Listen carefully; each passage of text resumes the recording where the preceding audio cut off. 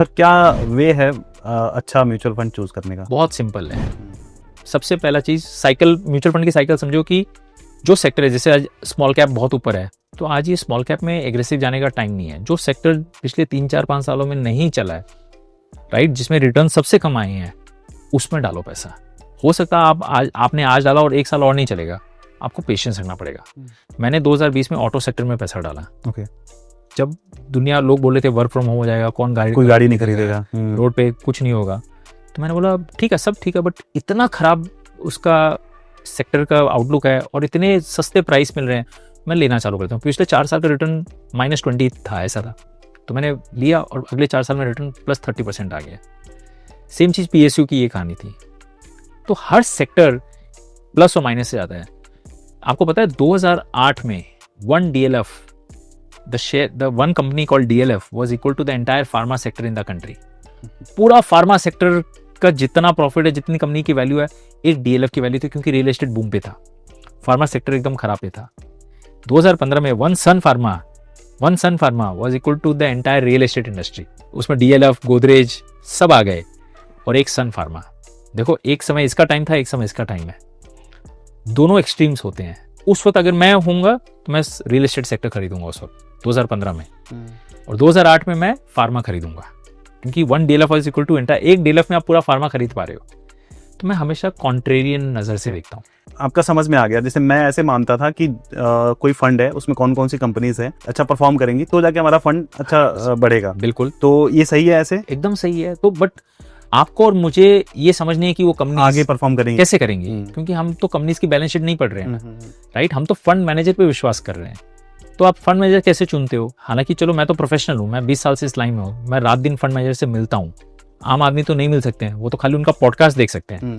हालांकि 99% चीज़ आपको पॉडकास्ट में भी मिल जाती है, क्योंकि आजकल बहुत सारे फंड मैनेजर्स पॉडकास्ट में आते हैं और वो अपनी जर्नी बताते हैं। पहला मेरा उसूल है कि उस फंड मैनेजर के पास जाओ जिन्होंने कम से कम 20 साल मार्केट में दिए, rather than somebody who is new. क्योंकि जिन्होंने 20 साल दिए ना, उन्होंने लाइफ में जो गलतियां करनी थी कर ली, उन्होंने बहुत सारे साइकिल्स देख लिए, तो अब उनको समझ में आता है कि क्या चीज़ काम करती है, क्या नहीं करती है। और ये स्टॉक मार्केट ऐसी जगह है जहाँ पे जिसके पास बहुत सारा पैसा होता है वो उनके पास जाता है जिसके पास बहुत सारा एक्सपीरियंस है, राइट। और जिसके पास बहुत सारा पैसा है ना, वो पैसा खो के एक्सपीरियंस कमाता है। ट्रेडिंग में मैंने पैसे खोए तब जाके एक्सपीरियंस कमाए।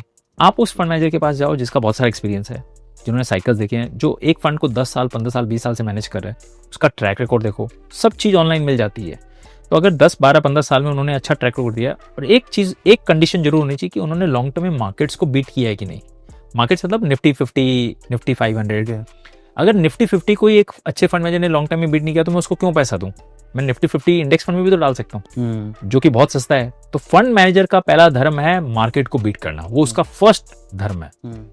तो अगर निफ्टी 50 ने 12-13% का रिटर्न दिया है, तो अच्छे फंड मैनेजर ने 14-15% का रिटर्न कम से कम दिया होगा आफ्टर ऑल चार्जेस, यानी 1 या 2% एक्स्ट्रा। तो अगर उन्होंने 2% एक्स्ट्रा रिटर्न दिए, then you should give money to that fund manager, क्योंकि उन्होंने मार्केट से बेहतर रिटर्न दिया है। तो मैं वो फंड मैनेजर्स को आइडेंटिफाई करता हूँ, और अच्छे फंड मैनेजर्स को आइडेंटिफाई करने के बाद उनका जो सबसे खराब समय चला तब उनको सबसे ज्यादा पैसा देता हूँ।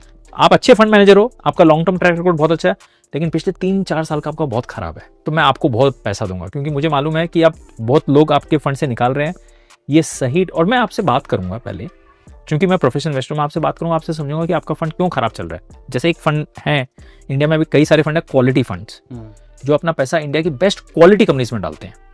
और क्वालिटी सेक्टर पिछले 3-4 साल से बहुत खराब चल रहा है, मतलब कंपेयर टू अदर सेक्टर्स उतना अच्छा नहीं किया। तो मैंने वो फंड मैनेजर से बोला गजेंद्र देख, क्वालिटी ने लॉन्ग टर्म में बहुत अच्छा दिया है, बट पिछले 3-4 साल में क्वालिटी ने बहुत अंडर परफॉर्म किया है। और ये भी साइकिल है, 2017, 18, 19, 20 में क्वालिटी यहाँ पे थी, बाकी सब यहाँ थे। कोविड के बाद क्वालिटी नीचे आ गई, तो बाकी सब ऊपर आ गए। तो अब 3-4 साल क्वालिटी बहुत खराब की है, तो उसने बोला कि ये बहुत सही समय है, तो मैं अपना बहुत सारा पैसा क्वालिटी में डाल रहा हूँ। ये इन्वेस्टर्स को बोल रहा हूँ, 1, 2, 3, 4 साल वेट करना है, पता नहीं है अगले साल बढ़ेगा, ये 2 साल बढ़ेगा, अपने पास वेट करना है। तो 3-4 साल में जब वो बढ़ेगा, तो आपको पूरा जो भी अंडर परफॉर्मेंस था वो पूरा आउट परफॉर्मेंस बन जाएगा। लोग उसका उल्टा करते हैं, लोग जो अच्छा चला है उसमें आएंगे और 3 साल के बाद वो निकाल लेंगे। ये सब चीजें है बहुत सिंपल। अभी मैं आपको बता रहा हूँ, तो आपको ऐसा कुछ लगा ही नहीं रॉकेट साइंस है, बट हम ठीक इसका उल्टा मार्केट में बिहेव करते हैं, क्योंकि 80-90% आपको जो लोग आके बताते हैं, जनरली हमने केस देखा है, वो आपको परफॉर्मेंस बेचते हैं कि सर देखिए ये फंड ने पिछले 4 साल में ये दिया है, बट इसका मतलब ये नहीं कि अगले 5 साल में भी वो आएगा।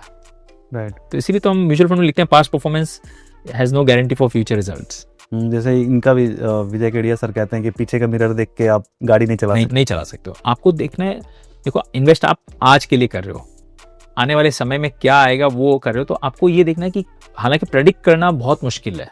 मेरे गुरु, एक और गुरु होवार्ड मार्क्स करके, वो बोलता है कि फ्यूचर प्रेडिक्ट करना ऑलमोस्ट इम्पॉसिबल है, बट एटलीस्ट आपको ये पता चलता है कि आज आप हो कहाँ पे, आप साइकिल में हो कहाँ पे।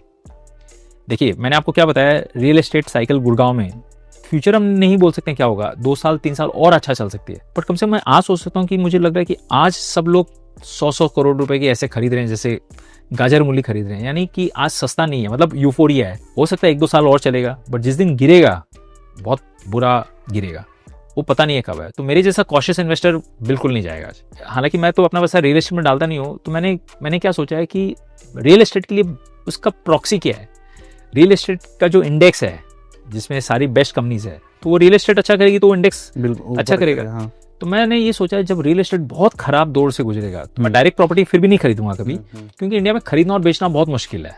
आप रियल एस्टेट खासकर फिजिकल एसेट, तो मैं वो इंडेक्स फंड, रियलिटी वाला इंडेक्स फंड, जब अगर वो 40% डाउन है, इंडेक्स इंडिया की बेस्ट कंपनीज रियल एस्टेट की 40% डाउन है, मैं भर के पैसा उसमें डालूंगा और 2-3-4 साल वेट करूंगा।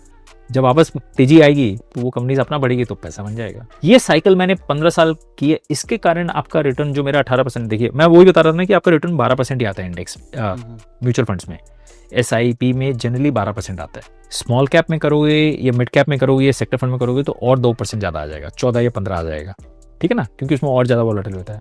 तो अब 18 कैसे बनाओगे अगर आप किसी को बनाना है? तो जब मार्केट 20% 30% डाउन टर्न रहता है, उस वक्त आप लमसम डाल सकते हो, तो वहाँ से 2% 3% एक्स्ट्रा रिटर्न बनने के, क्योंकि आप 20% 25% सस्ता खरीद रहे हो, बिल्कुल, तो जब बढ़ेगा तो आपको उसमें फायदा होगा। या फिर आप वो सेक्टर्स खरीद रहे हो जो पिछले 3 साल में चले नहीं और आप एकदम सस्ते भाव पे उठा रहे हो, तो इस हिसाब से आप सेक्टर रोटेशन करते हो। हर रोज नहीं करना है, साल में 1 या 2 बार ऐसे मौके आते हैं, या 2 साल में 1 बार मौका आता है।